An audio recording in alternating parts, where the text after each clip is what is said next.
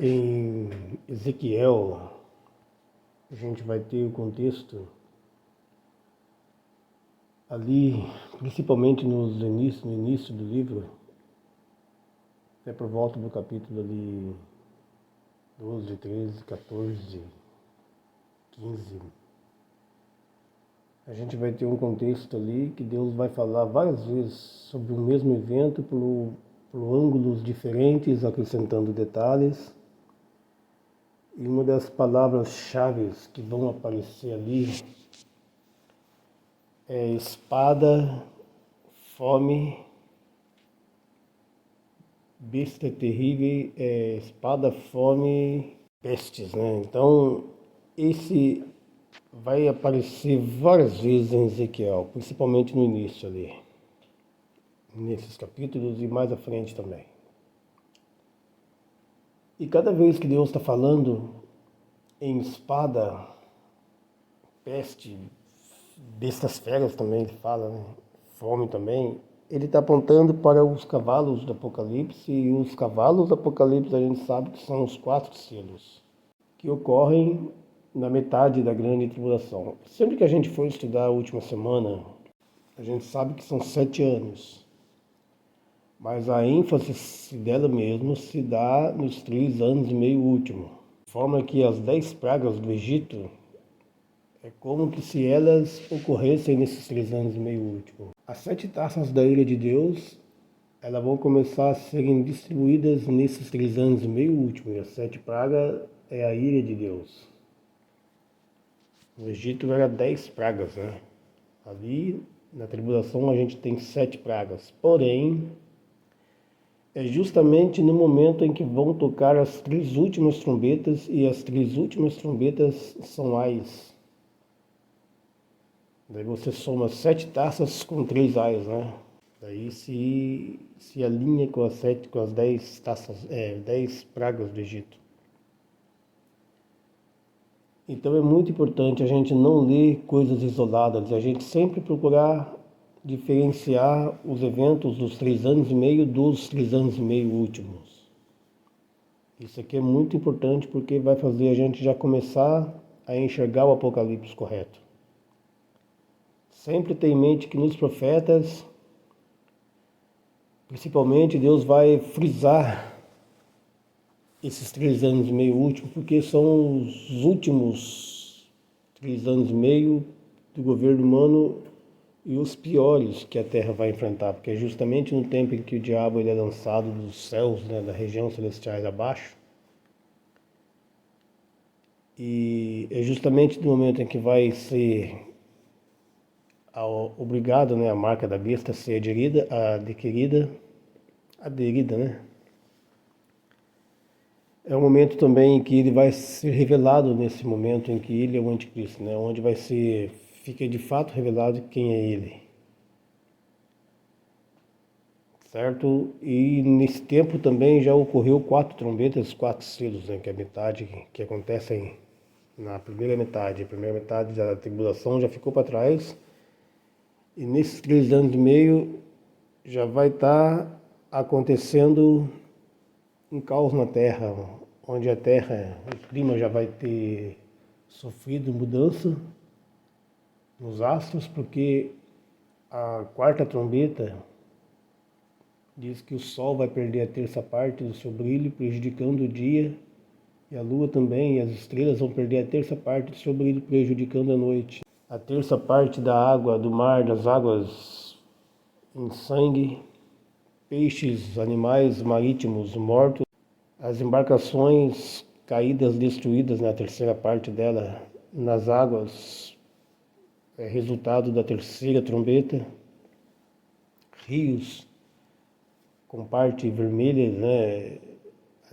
Enfim, o caos que a Terra vai estar enfrentando nessa época. Guerra, fome, morte, num cenário onde a vida não para. E no Ezequiel, bem que eu estou falando Ezequiel, até fui para outro ponto, né? Mas faz parte. No Ezequiel, então, a gente vai ver sempre Deus cravando assim vamos dizer, essa primeira etapa, né? Porque os 4 cavalos apontam para a primeira etapa, de forma que os 3 últimos selos não são cavalos. Então a gente tem que olhar para o Apocalipse dessa forma, para a gente pegar a revelação.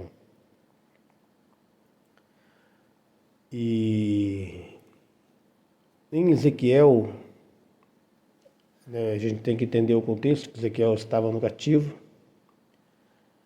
e ainda faltava a última leva.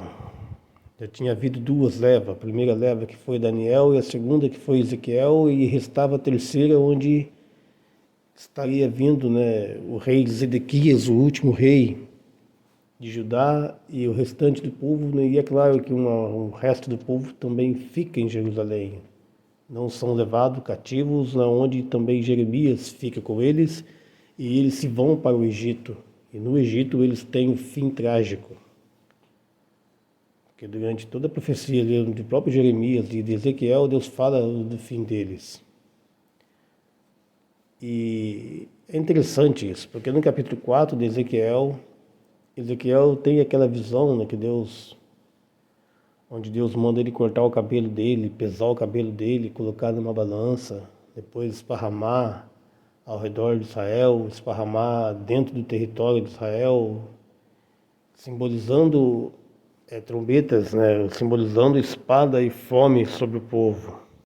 E a gente sabe que nesse contexto, quando Deus ele vai falar sobre a espada caindo sobre o povo, porque espada a gente sabe que é guerra, guerra a gente sabe que é o cavalo vermelho do Apocalipse.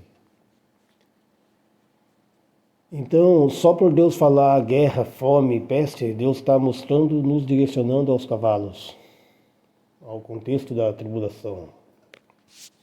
Só que naquele contexto histórico, isso iria ser aplicado literalmente sobre o restante da casa de Judá, que ainda iria ser cativo. Certo?